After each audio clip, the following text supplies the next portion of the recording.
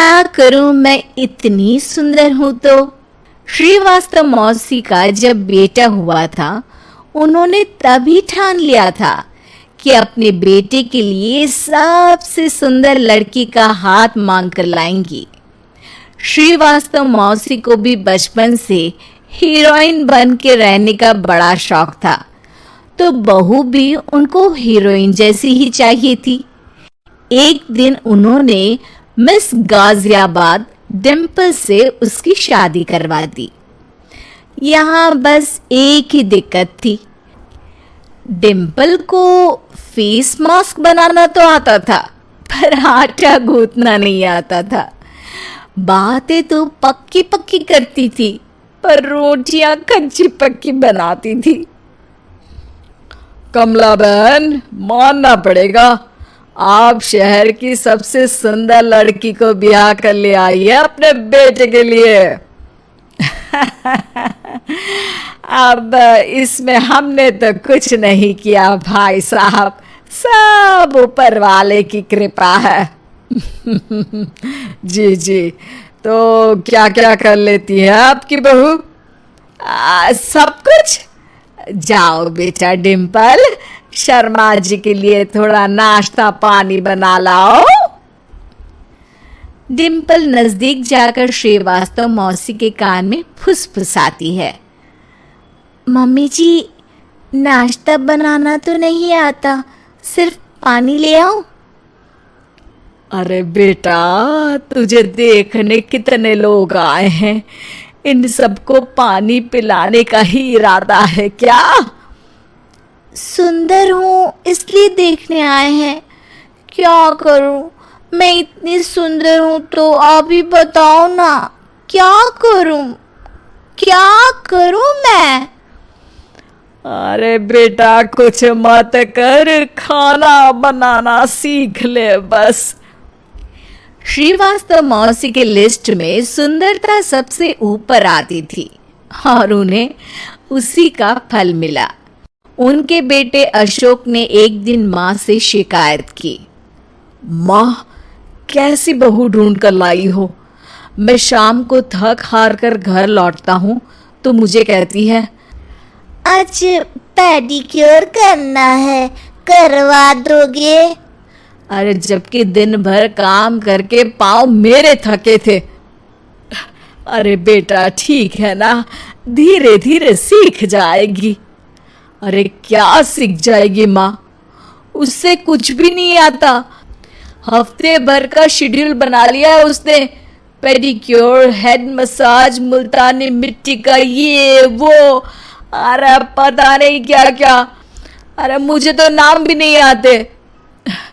देख बेटा, खाना बनाना, सब्जी काटना, ये सब सीखा जा सकता है, पर सुंदरता नहीं सीखी जा सकती। इतनी सुंदर बहू मिली है, फिर भी तू खुश नहीं है, कैसा बेटा है तू? श्रीवास्तव मौसी का मानना था कि समय रहते बहू सब सीख जाएगी, पर मिस गाजियाबाद से शादी कराने के बाद घर का जो नाम हुआ है वो जरूरी है। अरे सबकी बहू खाना बना लेती है, हमारे घर में तो काम वाली दीदी भी है, पर हमारे घर में जितनी सुंदर बहू है ना, उतनी किसी के घर में नहीं। ऐसा श्रीवास्तव मौसी सबको कहती रहती। फिर एक दिन वो हो गया जो नहीं होना चाहिए था। डिम्पल को पिंपल हो गया। डिम्पल घर में छुपी बैठी थी, पर ऐसी खबर छिपती कहाँ है। शर्मा जी घर में अपने बेटे की शादी का न्योता देने आए तो उन्होंने पूछ लिया, अरे आज आपकी बहू नहीं दिख रही? हाँ, वो ना थोड़ा काम में बिजी है, आती ही होगी। और इतने में डिम्पल सही में किसी काम से वहां आ जाती है। बस शर्मा जी की नजर पड़ जाती है डिम्पल के पिंपल पर, जो उन्हें चांद पे दाग जैसा लगता है। पूरे शहर में बात फैल जाती है कि डिम्पल को पिंपल हो गया है। ये दिक्कत काफी गंभीर थी और श्रीवास्तव मौसी को पता था कि अगर ऐसा चलता रहा तो उन्होंने जो हासिल किया था सब मिट्टी में मिल जाएगा। उन्होंने फट से डिम्पल को अपने कमरे में बुलाया। अरे बेटा, शर्मा जी के बेटे की शादी 1 हफ्ते में ही है। हमें उससे पहले ही तुझे वापस सुंदर बनाना पड़ेगा। तू बता, तुझे मेकअप के लिए क्या क्या चाहिए?